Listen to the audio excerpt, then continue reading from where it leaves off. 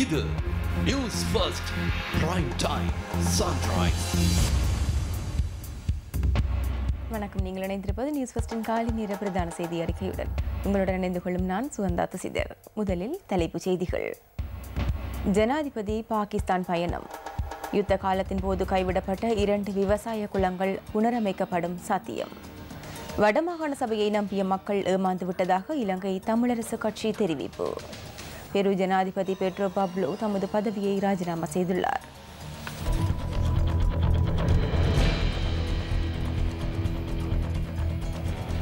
இனி விரிவான செய்திகள். பாகிஸ்தான் சுதந்திர தின நிகழ்வில் பிரதம அதிதியாக கலந்து கொள்வதற்காக ஜனாதிபதி மைத்ரிபால சிறிசேன இன்று பாகிஸ்தான் நோக்கி பயணமாக உள்ளார். பாகிஸ்தான் ஜனாதிபதி மம்னூன் ஹுசேனின் உத்தியோகபூர்வ அழைப்பின் பிரகாரமே ஜனாதிபதி பாகிஸ்தான் நோக்கி பயணமாக உள்ளார். ஜனாதிபதியின் 2 நாள் உத்தியோகபூர்வ விஜயத்தின் போது பாகிஸ்தான் ஜனாதிபதி மம்னூன் ஹுசேன் மற்றும் அந்நாட்டு பிரதமர் ஷோஹித் ஹபான் ஆகியோருடன் இருதரப்பு பேச்சுவார்த்தை நடத்தவுள்ளமை குறிப்பிடத்தக்கது. இது தொடர்பான தகவல்களுடன் இணைந்து கொள்கின்றார் இஸ்லாமாபாத் நகரிலிருந்து எமது அலுவலக செய்தியாளர் ரியாஸ் ஹாரிஸ்.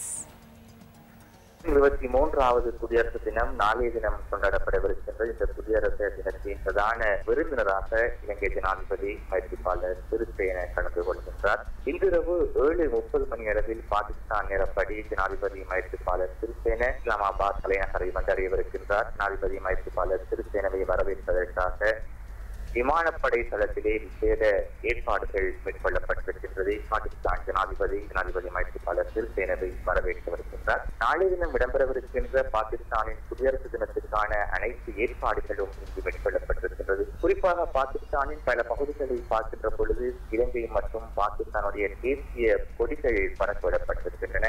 அதே போன்று பாகிஸ்தானில் நடைபெறுகின்ற குடியரசு தினம் ஒன்றில் இலங்கையின் அரசு தலைவர் ஒருவர் கலந்து கொள்கின்ற முதலாவது சந்தர்ப்பமாகவும் இது அமைக்கின்றது.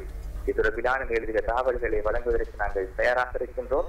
நியூஸ் பஸ் செய்திகளுக்காக பாகிஸ்தானின் இஸ்லாமாபாத் தலைநகரிலிருந்து ரியாஸ் ஹாரிஸ்.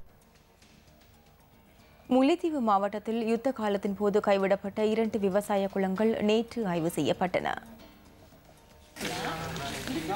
முல்லைத்தீவில் யுத்த காலத்தின் போது நித்தகை குளம் மற்றும் குருந்தூர் குளம் என்பன விவசாய நடவடிக்கைகளிலிருந்து கைவிடப்பட்டன. இந்த குளங்களை மாவட்ட அரசாங்க அதிபர், வடமாகாண விவசாய அமைச்சர் அதிகாரிகள் நேற்று நேரில் சென்று ஆய்வு செய்தனர். நித்தகை குளம் என்கின்றதான கைவிடப்பட்டிருக்கின்றதான இந்த குளம், அதன் கீழ் இருக்கின்றதான வயல் நிலங்கள் என்பவற்றை மீளவும் நாங்கள் பயிற்சியை உட்படுத்தும் பொருட்டாக இந்த குளத்தை நாங்கள் பார்வையிட்டிருக்கின்றோம். இதன் மூலமாக நாங்கள் இதற்கான அந்த குளத்தை மீளவும் நாங்கள் புனரமைப்பதற்கான செயற்திட்டத்தை நீர்ப்பாசன திணைக்களம், வடமாநிலத்துடைய நீர்ப்பாசன திணைக்களம் மற்றும் விவசாய பெருமக்களின் உதவியோடு இதை செய்வதற்காக நாங்கள் எண்ணியிருக்கின்றோம். நான் நினைக்கிறேன் 82ஆம் ஆண்டுக்கு முற்பட்ட காலத்திலே இங்கே இருக்கிற மக்கள் இதை வயல் செய்து கொண்டு வந்திருக்கிறார்கள். அது திருத்த வேலைகள் மேற்கொள்ளப்பட்டு கொண்டிருக்கும் போது யுத்தம் ஏற்பட்டதால் அது நிறுத்தப்பட்டிருந்தது. எனவே பல நிலங்கள் இன்னும் செய்ய பண்ணப்படாமல் பாழடைந்து போயிருக்கின்ற இந்த நிலத்தை அந்த செய்ய பண்ணப்பட்ட மக்களுக்கு மீளவும் திருத்தி வழங்க வேண்டும் என்கின்ற ஒரு நோக்கத்துடன் எங்களுடைய மாவட்ட செயலாளருடைய உதவியையும் பெற்று நீர்ப்பாசன திணைக்களத்தினூடாக நாங்கள் அதை அபிவிருத்தி செய்து மக்களுக்கு வழங்குவதற்காக எண்ணியிருக்கின்றோம். இந்த குளத்தை புனரமைப்பு செய்து தந்ததன் பின்பு இங்குள்ள மக்கள் 34 ஆண்டுகளுக்கு பிறகு விவசாயம் செய்கையை மேற்கொள்ளுவினோம். கொண்டாவைகள் இந்த வாழ்க்கை மேலோங்கும் என்று கேட்டுக்கொண்டோம். கிட்டத்தட்ட 1984 ஆண்டுக்கு பின்னர் கைவிடப்பட்ட விவசாய நிலங்களை, யுத்தத்தின் காரணமாக கைவிடப்பட்ட விவசாய நிலங்களை மீண்டும் பயிற்சி நடவடிக்கைக்கு உட்படுத்துவதற்கு எமக்கு ஒத்துழைப்பு தருவார்களாக இருந்தால் எமது விவசாயிகளுடைய ஜீவனோபாயம் முன்னேறுவதற்கு ஒரு உந்து சக்தியாக இருக்கும் என தெரிவித்துக் கொள்கிறேன். வடமாகாண சபையை நம்பிய மக்கள் ஏமாந்து விட்டதாக இலங்கை தமிழரசு கட்சியின் தலைவர் மாவை சேனாதிராசா தெரிவித்துள்ளார். வவுனியாவில் நேற்று நடைபெற்ற நிகழ்வொன்றின் போதே அவர் இதனை கூறினார்.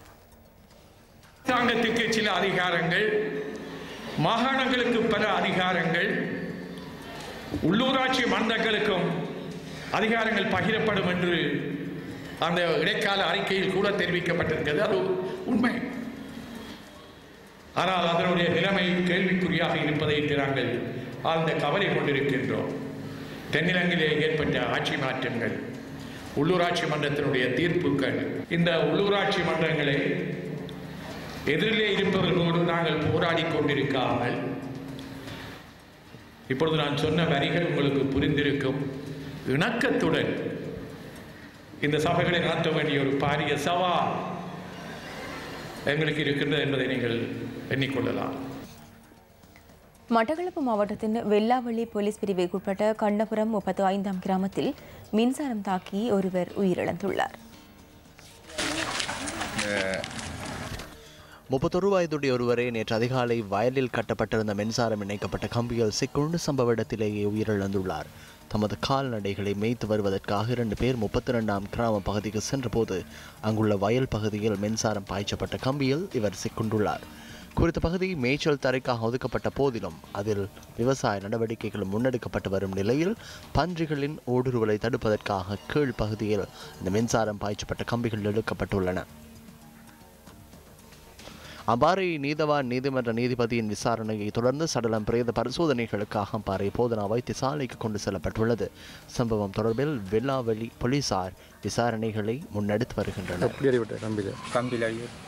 எப்படி கட்டிருந்த கம்பிகளை நிலத்தில் அங்கே நீங்கள் பார்க்கலையா வழக்கில் தள்ளி லைட் அடிக்கி பார்த்து ஆள் உளுந்ததுக்குறான் பார்த்து அந்த டைமில் அவர் மாடி வந்து பக்கத்தில் நின்றுருக்கார். இவர் கூப்பிட்ற டைமில் அவர் கத்துற ஏத்தங்கிட்டு இவர் ஓடி வந்திருக்கார். வார வேலைக்கு இங்கே இந்த வீட்டுக்காராலும் தோச்சிட வந்திருக்கார். வந்து பார்க்குற நேரம் ஆள் கரண்ட் காலில் வயர் கம்பி சுற்றுப்பட்டு ஆள் அவடத்தை செத்துத்தார். அதுக்கு பிறகு இவர் பக்கத்தில் இருந்தால் கூப்பிட்டு தான் வீட்டுக்காரால் வேலைன்னு சொல்லியிருக்கார்.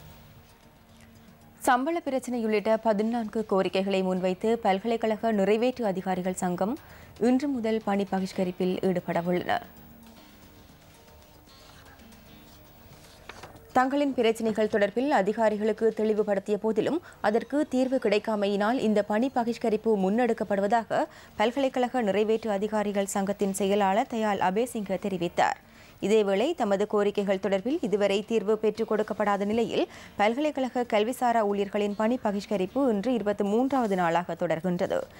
தமது பிரச்சினை தொடர்பில் விடயத்திற்கு பொறுப்பான அமைச்சர் உறுதியளித்ததை போன்று சாதகமான பதில் இதுவரை பெற்றுக் கொடுக்கப்படவில்லை என பல்கலைக்கழக தொழிற்சங்க சம்மேளனத்தின் தலைவர் எல்வர்ட் மெல்வத்தகே தெரிவித்துள்ளார்.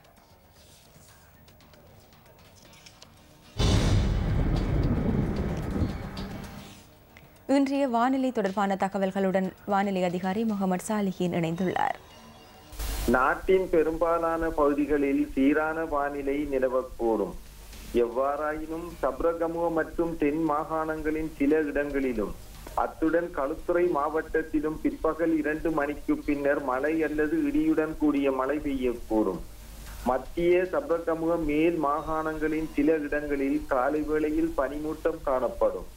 பலத்த காற்றும் மின்னல் தாக்கங்களும் ஏற்படக்கூடிய சந்தர்ப்பங்களில் பொதுமக்கள் அவதானத்துடன் செயற்படுமாறு கேட்டுக்கொள்ளப்படுகின்றனர்.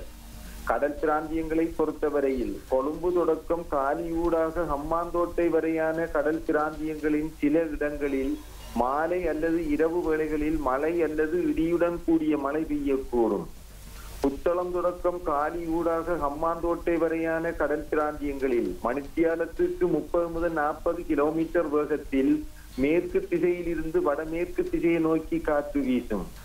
ஏனைய கடல் பிராந்தியங்களில் மணித்தியாலத்துக்கு 20 முதல் 30 கிலோமீட்டர் வேகத்தில் மாறுபட்ட திசைகளில் இருந்து வீசும். இத்துடன் நியூஸ் ஃபர்ஸ்டின் காலை நேர பிரதான செய்தி அறிக்கை நிறைவடைகின்றது. வணக்கம்.